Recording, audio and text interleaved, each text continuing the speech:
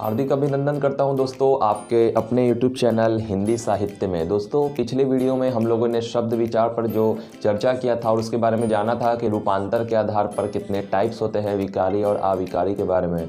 तो उसके बाद दोस्तों मैंने आपसे रिक्वेस्ट भी किया था कि चैनल को आप सब्सक्राइब कर दीजिए और काफ़ी मुझे सपोर्ट भी मिला, मेरे वीडियोज़ को काफ़ी वॉच किया गया। तो मैंने सोचा कि क्यों ना मैं विशेषण पर एक वीडियो बनाऊँ। तो चलिए बिना टाइम वेस्ट किए मैं आपको विशेषण के बारे में बता देता हूँ। और मैं आपको बता दूँ कि आपको YouTube पर बहुत सारे वीडियोस मिल जाएगी, लेकिन मैं आपको विशेषण आखिरकार होता क्या है। तो दोस्तों विशेषण यहाँ पर नाम से पता चल रहा है, विशेष से ये बना हुआ है। तो चलिए मैं इसके परिभाषा को यहाँ पर पढ़ के आपको बताता हूँ। तो देख सकते हैं यहाँ पर मैंने लिख दिया है, जो परिभाषित मैंने यहाँ पर किया है कि संज्ञा एवं सर्वनाम की विशेषता। ठीक है, विशेषता यानी कि गुण बता सकते हैं, ठीक है, उसके दोष भी बता सकते हैं, उसके धर्म, उसके आकार, कुछ भी यहाँ पर अगर बताए तो उसे हम लोग विशेषण कह देते हैं। ठीक है, अर्थात अगर दूसरे शब्दों में अगर समझा जाए तो विशेषण एक विकारी शब्द है। दोस्तों शब्द परिचय के चैप्टर में हम लोगों ने पढ़ा था कि संज्ञा, सर्वनाम और विशेषण क्रिया ये जो है ये विकारी शब्द है, और उसके अलावा जो विस्मयादि, बोधन और ये सब जो था चार, वो जो था वो अविकारी शब्द था, यानी कि उसमें हम लोग कोई भी छेड़छाड़ नहीं कर सकते, कोई भी मॉडिफिकेशन नहीं कर सकते। लेकिन विशेषण शब्द में हम लोग यहाँ पर चेंजिंग कर सकते हैं, जो मैं वीडियो के लास्ट तक आपको बताऊंगा। तो अर्थात विशेषण एक विकारी शब्द है जो हर हाल में संज्ञा एवं सर्वनाम की विशेषता बताता है। यानी कि ये ऐसा विशेषण विकारी है जो कि कहीं पे भी अगर शब्द वाक्य में अगर इसका प्रयोग किया जाए तो वो किसी हाल में ही संज्ञा या फिर सर्वनाम, तो दोस्तों संज्ञा का ही देन है सर्वनाम, तो जब संज्ञा का बताएगा तो सर्वनाम का भी बताएगा। यहाँ पर यह विशेषता बताता ही है। ठीक है, जैसे आप देख सकते हैं कि यह गाय काली है, तो जो गाय है वो क्या है भाई, गाय काली है। यहाँ पर मुझे पता चल गया कि गाय काली है, मतलब गाय का हम लोग को यहाँ पर रंग रूप यहाँ पर पता चल गया। उसी तरीके से दोस्तों निचला जो ये तो मैंने पहला लिखा, ये दूसरा अगर आप देखें तो आम खट्टे हैं, तो भाई आम कैसे हैं, तो वो है खट्टे। तो यहाँ पर दोस्तों मैंने यहाँ पर एक एग्जाम्पल लेके आपको बताया, अगर कोई गुण बताएगा आपको तो अच्छा, विनम्र, मतलब पॉजिटिव आएगा, धनात्मक, कोई भी चीज़ मतलब अच्छा ही बताएगा। लेकिन अगर दोष की बात करें तो बुराई बताएगा, जैसे वो बंदा बहुत कठोर है, वो लड़का बहुत झूठा है, अरे वो आदमी तो बहुत बेईमान है, ये सब शब्दों का इस्तेमाल होगा। जैसे मान लीजिए अगर रंग रूप की बात करें तो गाय काला है, अंगूर हरे है, इस तरीके से। अगर आकार की बात करें तो हाथी मोटा है, डायनासोर बहुत बड़ा था। इस तरीके से मतलब हम लोग विशेषण शब्दों का यूज़ करते हैं। ठीक है, तो हम लोग विशेषण के यहाँ पर जो 5 प्रकार हैं इसको जानने के पहले मैं आपको यहाँ पर कुछ ऐसे चीज़ से रूबरू कराना चाहता हूँ जिसका जानना हम लोगों के लिए बहुत ही ज़रूरी है। तो सबसे पहले आ जाता है दोस्तों विशेष्य। ठीक है, तो विशेष्य आखिरकार होता क्या है। ठीक है, तो आप देख सकते हैं मैंने यहाँ पे परिभाषित किया है इसको कि जिस शब्द की विशेषता प्रकट की जाए उसे विशेषण कहते हैं। तो उपर्युक्त जो वाक्य जो यहाँ पर लिखा हुआ था, यह गाय काली है, तो यहाँ पर किस शब्द का यहाँ पर विशेषता बताया गया, किस शब्द का यहाँ पर विशेषण बताया गया, तो वो था गाय। यहाँ पर ये जो हो गया ये विशेष्य हो गया। ठीक है, उसी के नीचे अगर मैं आऊँ तो यहाँ पर लिखा हुआ आम खट्टे हैं, तो आखिरकार खट्टा कौन है भाई, खट्टे कौन है, तो वो है यहाँ पर आम। तो यहाँ पर आम का जो विशेषता बताया गया इसीलिए ये यहाँ पर विशेष्य हो गया। ठीक है, उसी तरीके से दोस्तों विशेष्य के बारे में तो पढ़ लिया, लेकिन एक और टर्म्स इसमें अगर मैं जोड़ दूँ, विशेष्य विशेषण। ठीक है, तो विशेष विशेषण जो होता है वो क्या होता है, जिस शब्द की विशेषता तो प्रकट की जाए उसे हम लोग विशेष कहते ही हैं, लेकिन ये हमेशा संज्ञा के पहले आता है। जैसे देख सकते हैं यहाँ पर मोहन नम्र बालक है। ठीक है, तो यहाँ पर जो नम्र ये जो आ गया ये किसके बाद आया, आप देख सकते हैं यहाँ पर बालक के पहले आ गया। उसी तरीके से विधेय में अगर मैं दिखाऊं तो विशेषण के बाद आने वाले विशेषण को हम लोग विधेय विशेषण कहते हैं, यानी कि यह सामान विदेशी है। तो क्या आखिर विदेशी था भाई, ये सामान, ये जो विदेशी है जो है ये विशेषता बता रहा है इस सामान का। तो ये देख सकते हैं किसके बाद आया, ये यहाँ पर वस्तु के बाद आया, यानी कि संज्ञा के बाद आया, यानी कि जो संज्ञा के बाद आए विशेष और क्रिया के जो बीच आता है। ठीक है, यहाँ पर क्रिया है और विशेष, ये सामान के बारे में विशेषता बताई जा रही है, तो इसके बीच में ये जो विदेशी शब्द आ गया ये यहाँ पर विधेय विशेषण हो गया। ठीक है, और ये जो विशेष हम लोग किसको कहते हैं कि जिस शब्द का विशेषता बताई जाए, लेकिन अगर विशेष विशेषण की अगर बात कह दी जाए तो वो यहाँ पर दोस्तों विशेष के जो पहले आए, तो यहाँ पे पहले बालक था, ये विशेष इसी के यहाँ पर बताया जा रहा था विशेषता, तो ये इसके पहले आ गया विशेषण, तो यहाँ पर विशेष विशेषण हो गया। तो मैं उम्मीद करता हूँ कि आपको विशेष विशेषण और विधेय विशेषण में समझ आ गया। ये देखने की 2 चीज़ है, लेकिन इसमें 3 चीज़ है, क्योंकि एक तो ये सिंगल विशेष है, दूसरा ये विशेष विशेषण भी हो गया, और तीसरा ये विशेष, इसको भी मैं विशेषण लिख ही देता हूँ। ठीक है, तो यहाँ पर आप समझ गए होंगे। अब चलिए मैं आपको एक और चीज़ बता दूं, एक और टर्म्स यहाँ पर दिखता है मुझे, वो है नामिक विशेषण। तो दोस्तों नाम से ही पता चल रहा है नामिक विशेषण, ठीक है। तो यहाँ पर आप देख सकते हैं कभी कभी संज्ञा शब्द विशेषण की भांति मतलब विशेषण की तरह ही प्रयोग किया जाता है, ठीक है। जैसे उसको ही हम लोग नामिक विशेषण कह देते हैं, ठीक है। जैसे पटना शहर, तो ये जो पटना है दोस्तों ये क्या है, ये एक व्यक्तिवाचक संज्ञा भी है, ठीक है। व्यक्तिवाचक संज्ञा भी है और ये एक विशेषण भी है, ठीक है, क्योंकि ये शहर का विशेषता बता रहा है। तो यहाँ पर ये जो पटना है ये संज्ञा भी है और विशेषण भी है। तो ऐसे वाक्य को हम लोग क्या कह देंगे, नामिक विशेषण, ठीक है। इसमें पटना नामिक विशेषण है, ये पटना यहाँ पर लिखने की वजह से यहाँ पर नामिक विशेषण हो गया। उसी तरीके से भारत सरकार, ये जो भारत सरकार है दोस्तों, यहाँ पर भारत ये जो है क्या है, ये व्यक्तिवाचक संज्ञा प्रॉपर नाउन है। और यहाँ पर सरकार जुड़ जाने से भारत सरकार होने के बाद यहाँ पर जो भारत है ये व्यक्तिवाचक तो संज्ञा है ही, साथ ही एक विशेषण भी है, क्योंकि ये सरकार का विशेषण भी बता रहा है। कहाँ का सरकार भाई, तो भारत का सरकार। उसी तरीके से बालक स्वभाव, बालक दोस्तों एक अवस्था है जिसको हम लोग संज्ञा में डिनोट करते हैं, संज्ञा की कैटेगरी में रखते हैं, ठीक है। तो बालक यहाँ पर मैंने लिख दिया, ये दोस्तों यहाँ पर संज्ञा भी है। और किसका स्वभाव, तो बालक का स्वभाव, यहाँ पर ये विशेषण भी है, ठीक है। उसी तरीके से शिशु, ये दोस्तों अवस्था बता रहा है, विशेषण की अवस्था बता रहा है। यानी कि शिशु मतलब जिसको गोद में हम लोग बच्चे को लेते हैं उसे हम लोग शिशु अवस्था कहते हैं। तो यहाँ पे जो अवस्था का जो शिशु है यहाँ पर ये संज्ञा भी है और फिर विशेषण भी है। तो मैं उम्मीद करता हूँ कि आपको विशेष विशेषण, विधेय विशेषण और नामिक विशेषण क्या है आपको अच्छे से समझ आ गई होगी। अब चलिए जान लेते हैं यहाँ पर विशेषण के प्रकार को। तो दोस्तों विशेषण के जो प्रकार हैं, आप कभी भी अपने बुक को खोलेंगे, किताब को खोलेंगे तो आपको हो सकता है कि 4 ही प्रकार मिले, लेकिन मैंने यहाँ पर स्टडी कर यहाँ पर मैंने अध्ययन किया, उसके बाद मुझे पता चला कि अगर मैं डीपली पढ़ूँ तो यहाँ पर 5 हैं, जो कि इसमें व्यक्तिवाचक विशेषण जो है यहाँ पर एक बढ़ गया है, ठीक है। तो यहाँ पर देख सकते हैं गुणवाचक विशेषण है, दूसरा संख्यावाचक विशेषण है, परिमाणवाचक विशेषण है, और चौथा जो है सो संकेतवाचक है, जिसको हम लोग क्या कहते हैं, इसको एक और नाम से जानते हैं जिसका नाम है सार्वनामिक, ठीक है। क्योंकि ये सर्वनाम से रिलेटेड है इसलिए इसको सर्वनामिक विशेषण भी कहते हैं। और जो 5वां है वो दोस्तों व्यक्तिवाचक विशेषण है। तो चलिए मैं आपको गुणवाचक विशेषण के बारे में अच्छे से समझा देता हूँ। चलिए जान लेते हैं हम लोग विशेषण के प्रकार के। सबसे पहले जो प्रकार है वो है दोस्तों गुणवाचक विशेषण। तो दोस्तों वैसे विशेषण या वे विशेषण शब्द जो संज्ञा या सर्वनाम, ठीक है, संज्ञा या फिर सर्वनाम यानी कि विशेष जिसकी तारीफ की जा रही है, जिसकी विशेषता बताई जा रही है, ठीक है। वैसे विशेषण शब्द जो संज्ञा या सर्वनाम के गुण, दोष, रंग, रूप, आकार, दशा, अवस्था, स्थान आदि की विशेषता प्रकट करे उसे हम लोग गुणवाचक विशेषण कहते हैं। कई जगह आपको ये भी लिखा मिल सकता है कि संज्ञा या सर्वनाम के गुण, दोष, रंग, रूप, आकार, दशा, अवस्था, स्थान आदि के बोध कराने वाले शब्द को हम लोग गुणवाचक विशेषण कहते हैं, ठीक है। तो दोस्तों यहाँ पर देख सकते हैं, जैसे अगर मैं यहाँ पर गुण की अगर बात करूँ तो ये जो गुण है यहाँ पर आपको हो जाएगा वह अच्छा आदमी है। तो आदमी है वो कौन सा है, वो बहुत अच्छा है, ठीक है।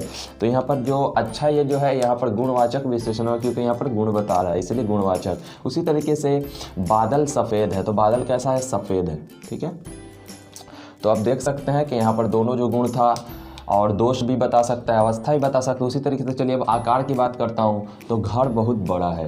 तो देख सकते हैं ये जो बड़ा, ये जो वर्ड आ गया ये यहाँ पर आकार बता रहा है, ठीक है, मतलब ये भी एक विशेषता ही हुआ, ठीक है। उसी तरीके से अवस्था बता रहा है, मैं 2 दिन से भूखा हूँ, यानी कि अपनी अवस्था बता रहा है। ये जो 2 दिन से ये जो भूखा हूँ, ये जो शब्द है यहाँ पर, ये यहाँ पर विशेषता बता रहा है, इसीलिए यहाँ पर गुणवाचक विशेषण ये हो गया, ठीक है। तो इसमें ज़्यादा कुछ समझने वाली बात नहीं है, इसमें नाम से ही पता चल रहा है गुणवाचक, यानी कि गुण बताएगा, वो गुण अच्छा भी हो सकता है, बुरा भी हो सकता है, आकार, दशा, ये सब गुणवाचक में आ जाते हैं। उसके बाद चलिए संख्यावाचक विशेषण की बात करते हैं। दोस्तों नाम से ही पता चल रहा है संख्यावाचक, तो वे विशेषण शब्द जो संज्ञा एवं सर्वनाम यानी कि विशेष्य की संख्या का बोध कराते हैं उसको हम लोग संख्यावाचक विशेषण कहते हैं, ठीक है। जैसे मैंने 4 घोड़े दौड़ते देखा, मैंने 4 घोड़े को दौड़ते देखा। ठीक है, उसी तरीके से यहाँ पर ये तो पहला हो गया। ये दूसरा अगर आप वाक्य देखें तो बढ़ईगिरी करने के लिए, मतलब बढ़ईगिरी के लिए 1 हथौड़ा, 2 बसूला, 1 स्केल, 1 छेनी होनी ही चाहिए। ठीक है, तो यहाँ पर देख सकते हैं कि ये यहाँ पर संख्या बता रहा है। और मैंने यहाँ पर परिभाषा में भी आपको बताया कि वे विशेषण शब्द जो संज्ञा एवं सर्वनाम की संख्या का बोध कराते हो संख्यावाचक विशेषण कहलाते हैं। तो ये देख सकते हैं 4 घोड़े, यहाँ पर 4 आ गया ना। ठीक है, तो आपको समझ आ गया होगा कि यहाँ पर जो विशेषण शब्द है और ऊपर में विशेषण शब्द दोनों में क्या अंतर है। यहाँ पे संख्यावाचक है और वहाँ पर गुणवाचक है। उसी तरीके से बढ़ईगिरी के लिए 1 हथौड़ा, 2 बसूला, 1 स्केल और 1 छेनी होनी चाहिए। तो यहाँ पर देख सकते हैं, यहाँ पर भी जो उपर्युक्त जो वाक्य है, यहाँ पर 1 हथौड़ा है तो 1 जो है ये क्या हो गया, संख्यावाचक हो गया। ये भी संख्यावाचक हो गया, ये भी 1 स्केल और ये संख्यावाचक हो गया।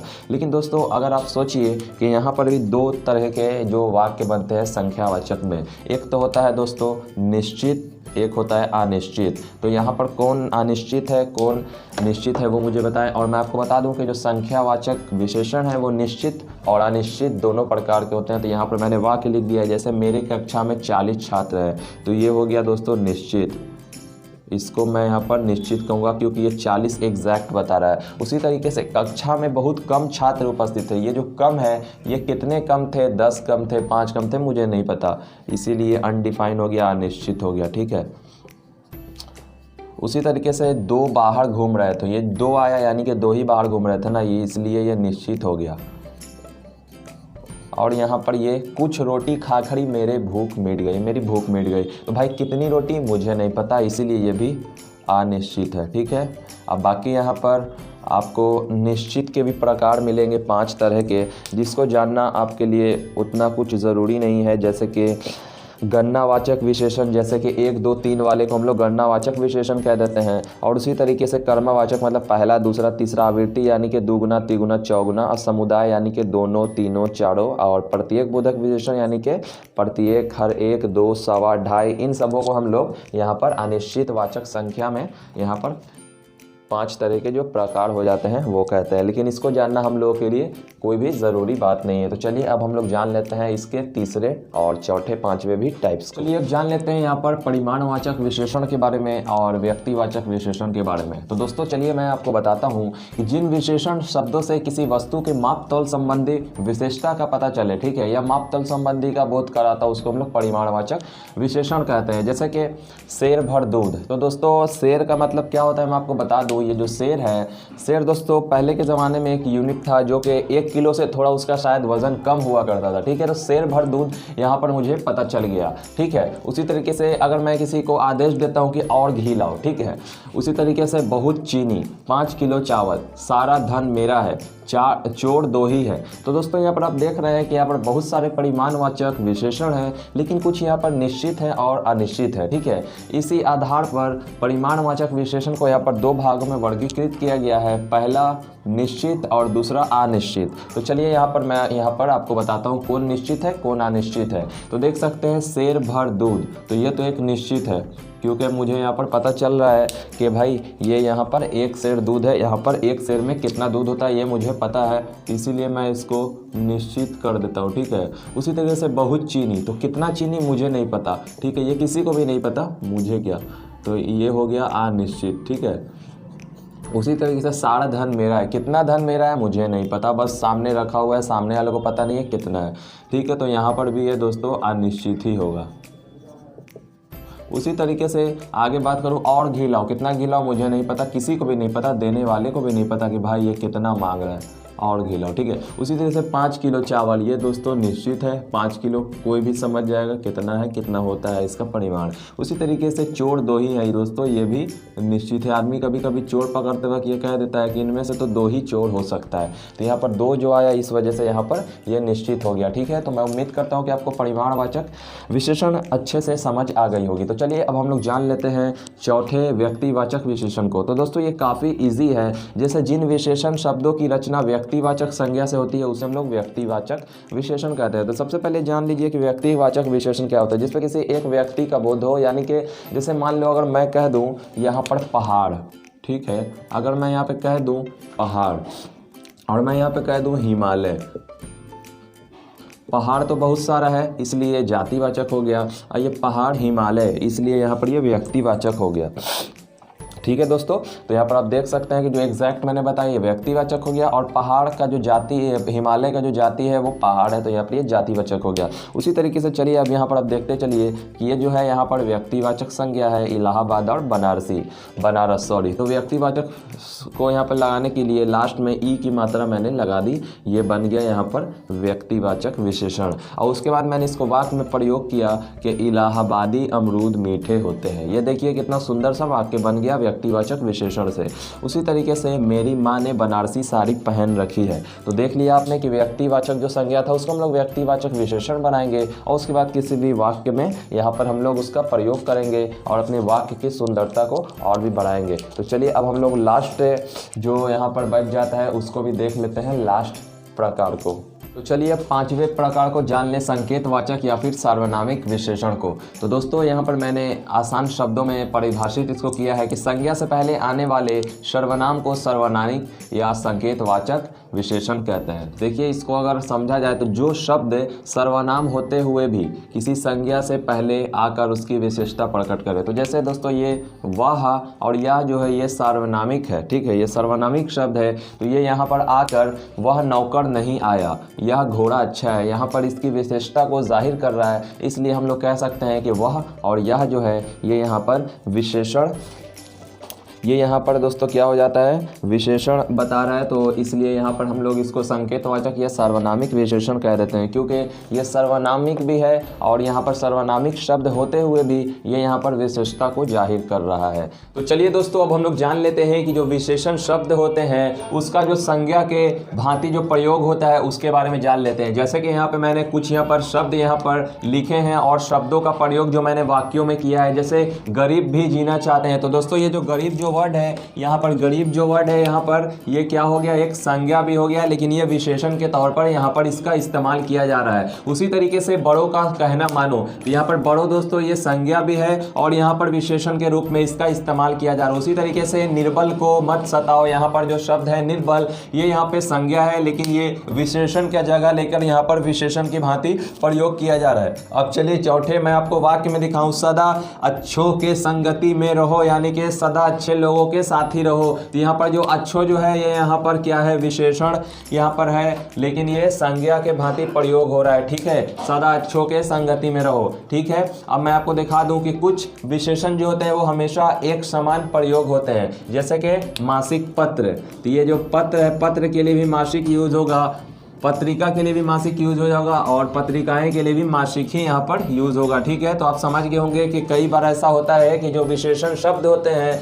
वो हमेशा एक ही तरीके से होते हैं। जैसे मैं कहूँ कीमती कंगन, ठीक है, मैं कहूँ कीमती चूड़ियाँ, या फिर मैं कह दूँ कीमती चूड़ी, तो चूड़ी चूड़ियाँ यहाँ पर देख रहे हैं एक वचन है बहुवचन है, ठीक है, फिर भी यहाँ पर ये जो विशेषण है वो यहाँ पर एक ही है। उसी तरीके से नटखट लड़का, यहाँ पर स्त्रीलिंग के लिए भी नटखट का इस्तेमाल होता है और पुल्लिंग के लिए भी यहाँ पर नटखटी का इस्तेमाल होता है। तो देख सकते हैं कई बार ऐसा केस में होता है कि जो विशेषण शब्द होते हैं वो स्त्रीलिंग पुल्लिंग या एक वचन बहुवचन में भी एक ही प्रकार के वहाँ पर विशेषण का इस्तेमाल किया जाता है। चलिए अब एक और यहाँ पर एप्लीकेशन के बारे में जान लें, विशेषण में एडजेक्टिव में कि विशेषणों का रूपांतर। तो दोस्तों अगर एक वचन से बहुवचन में अगर चेंज करना है तो जो यहाँ पर जो विशेषण होता है उसमें लास्ट में आ होता है, यानी कि आ की मात्रा, ठीक है। तो जैसा यहाँ पे लिखा हुआ है अच्छा बच्चा, तो उसको बहुवचन करने के लिए हम लोग क्या ए की मात्रा यहाँ पे डाल देंगे तो ये अच्छे बच्चे हो जाएंगे। उसी तरीके से थोड़ा पैसा को हम लोग ए की लगा देंगे मात्रा, तो यहाँ पर थोड़े पैसे हो जाएंगे।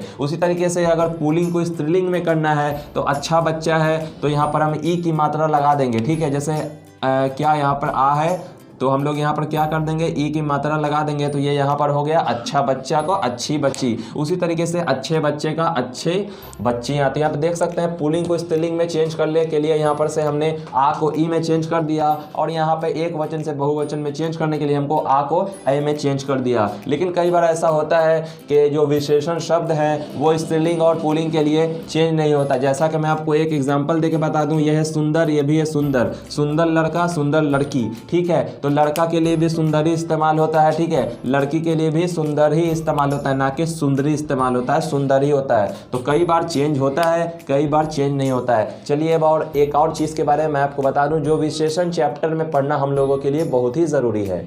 तो चलिए दोस्तों जान लेते हैं यहाँ पर विशेषण का जो रचना होता है, इसका निर्माण होता है वो कैसे होता है, उसका बनावट आखिरकार कैसा होता है। तो संज्ञा और धातु में उपसर्ग तथा प्रत्यय लगाकर विशेषण बनाए जाते हैं। दोस्तों उपसर्ग जो होते हैं वो क्या होते हैं आपको पता है, जो शब्द के पहले लगाकर शब्द का मतलब बदल देते हैं। जैसे कि यहाँ पर जो आ उपसर्ग है, अन उपसर्ग है, ना उपसर्ग है, ठीक है। लेकिन यहाँ पे संज्ञा और धातु में उपसर्ग तथा प्रत्यय, तो धातु आखिरकार क्या होता है, जैसे चलिए धातु तो एक अलग चैप्टर ही है काफ़ी बड़ा सा, लेकिन पढ़ना में ना जो है वो प्रत्यय है और जो पढ़ है, जो मेन जो मूल शब्द है वो यहाँ पर धातु है। तो देख सकते हैं उपसर्ग में अगर उपसर्ग लगाकर अगर हम लोग जैसे मोल को आमोल कर सकते हैं, आप पढ़ को आपढ़ कर सकते हैं, सभ्य को असभ्य, यहाँ पर हम लोग विशेषण बना सकते हैं। उसी तरीके से जान में अनजान, जैसे जान शब्द का तो यूज़ कहीं पे नहीं होता, लेकिन अन लगा देंगे तो अनजान हो जाएगा। उसी तरीके से पढ़ शब्द का यूज़ कहीं नहीं होता, लेकिन उसमें अगर अन लगा देंगे तो अनपढ़ ये शब्द बन जाएगा विशेषण शब्द, और इसका इस्तेमाल हम वाक्यों में कर सकते हैं। उसी तरीके से चाहा जो वर्ड है यहाँ पर, इसका इस्तेमाल दोस्तों आप लोगों ने कभी नहीं देखा होगा वाक्य में, ठीक है, लेकिन इसमें अगर अन लगा देंगे तो एक न्यू यहाँ पर एक नया शब्द का निर्माण होगा जिसका इस्तेमाल हम लोग वाक्य में कर सकते हैं।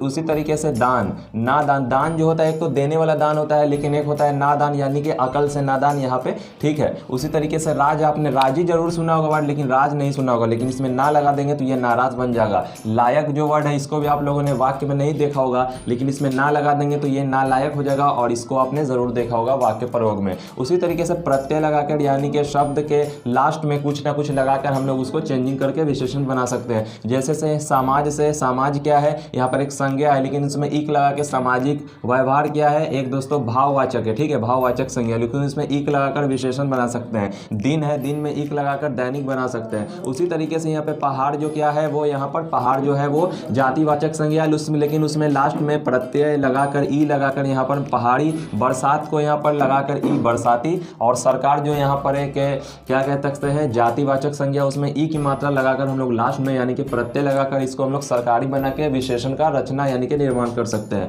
उसी तरीके से टीका, टीका जो टिकना होता है उसमें लोग ऊ की मात्रा लगाकर यहाँ पर हम लोग क्या कर सकते हैं विशेषण शब्द बना सकते हैं। जैसे बीका हुआ में बिकाऊ, दिखा हुआ में दिखाऊ, यानी कि ऊ लगा देंगे और ये दिखाऊ शब्द बन जाएगा, यहाँ पे विशेषण शब्द बन जाएगा। उसी तरीके से देखिए यहाँ पर शब्दांश है दोस्तों, प्रत्यय जो होता है वो तो ये सब होता है, लेकिन यहाँ पर देख सकते हैं आप कि जो शब्दांश होता है ये भी प्रत्यय की तरह होता है, लेकिन इसमें किसी न किसी शब्द का अंश होता है। प्रत्यय तो कितना छोटा सा होता है, एक अक्षर होता है या फिर छोटा शब्द होता है, या फिर काफ़ी बड़ा विशेष शब्द होते हैं, जैसे जनक, शाली, पूर्वक। यहाँ तो देख सकते हैं संतोष में अगर संतोषजनक हो जाएगा, निराशा को निराशाजनक, विश्वास का विश्वासजनक आदि, ठीक है। उसी तरीके से शाली को हम लोग लगा सकते हैं प्रभाव में शाली, शक्तिशाली, समृद्धशाली। उसी तरीके से पूर्वक यानी कि हर्षपूर्वक, ध्यानपूर्वक, और यहाँ पर उत्साहपूर्वक। दोस्तों ये चैप्टर हो जाता है यहीं पर समाप्त। तो मैं आपसे रिक्वेस्ट करूंगा कि चैनल को सब्सक्राइब कर दीजिए हिंदी साहित्य को, और वीडियो को एक लाइक भी कर दीजिए चैनल को सब्सक्राइब करने के बाद, और हमारे चैनल पर विजिट करते रहिए ऐसे ही वीडियोस को वॉच करने के लिए। कोई भी गलती हो तो मुझे कमेंट बॉक्स में जाकर कमेंट कीजिए।